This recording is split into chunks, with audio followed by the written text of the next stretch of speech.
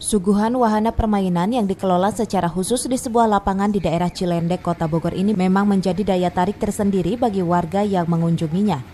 Wahana permainan yang disuguhkan secara apik ini menjadi wahana yang paling banyak dikunjungi oleh warga saat libur Lebaran tahun ini.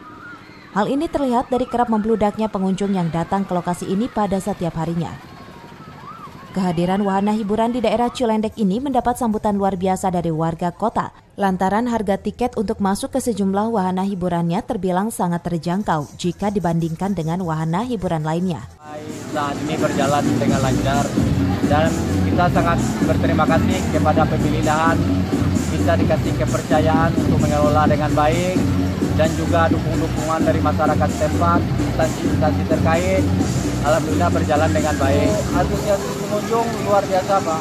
Lumayan ramai mulai dari awal kita buka sampai saat ini. Memberikan pelayanan yang lebih ekstra pada pengunjung, itu salah satunya harus diberikan kenyamanan agar mereka enjoy di sini, bisa bahagia dan senang-senang sama keluarganya di sini.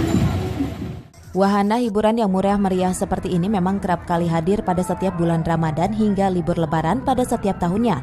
Dan wahana ini pun kerap kali menjadi lokasi yang paling dinantikan oleh warga untuk mengisi libur Lebaran. Dari Kota Bogor, Mande Jajar melaporkan.